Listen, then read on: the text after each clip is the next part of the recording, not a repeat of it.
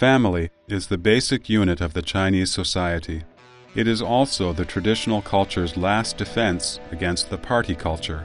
That is why damage to the family is the cruelest in the CCP's history of killing.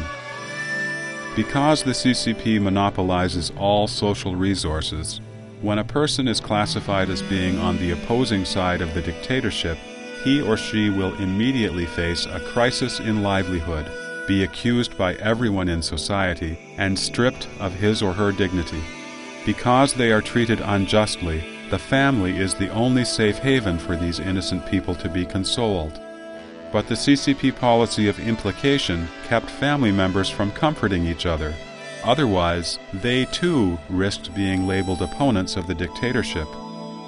Family members' betrayal, reporting on, publicly criticizing, or denouncing them, is the last straw that breaks their spirit. Many people have committed suicide as a result.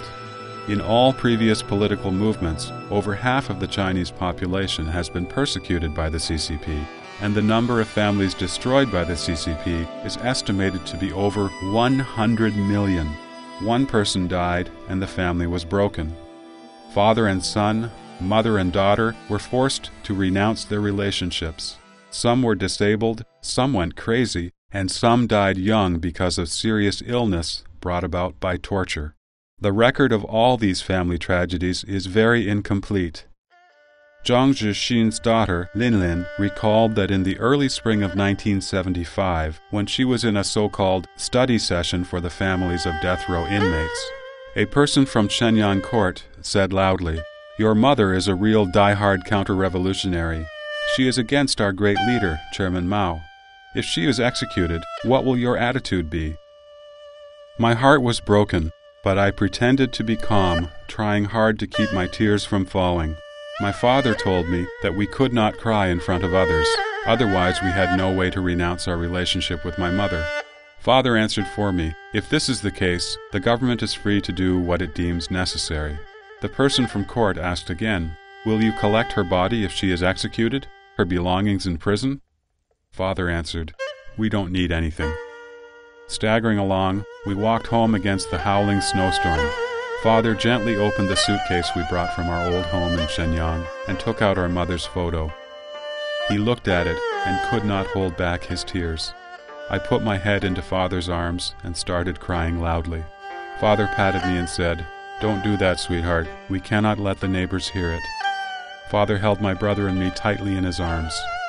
We shed many tears that night, but we could not cry freely.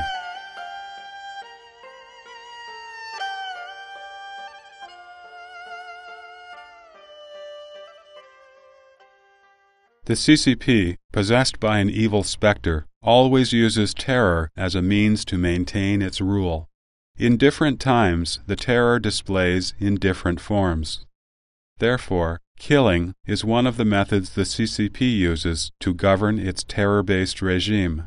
When people lack a strong sense of fear, the CCP could kill more to increase their sense of terror. When people are already fearful, killing a few could maintain the sense of terror. When people can't help but fear the CCP, then even just announcing the intention to kill would be enough for the CCP to maintain terror without actually having to kill.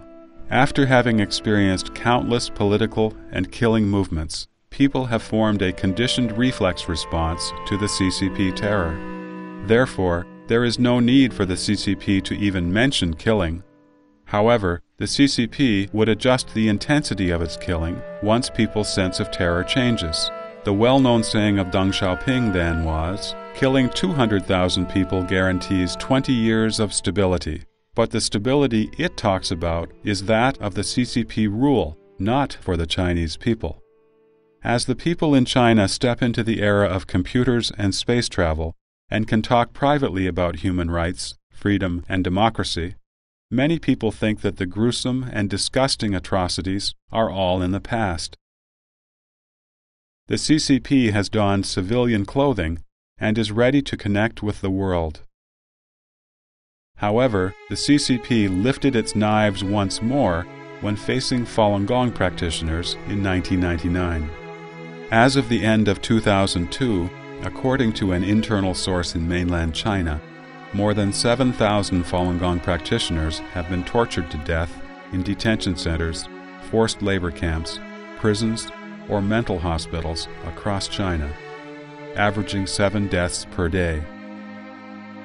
The over 100 cruel methods of torture exerted on Falun Gong practitioners concentrate all the aspects of devilry accumulated by the CCP. As China moves toward development, Chinese people have begun to live a good life. Nevertheless, the CCP wants to eliminate these common citizens. This kind of regression under the superficial face of progress and a persecution hidden behind a wall of lies that show the CCP nature of killing, even when not spilling blood, exposes its extreme devilry.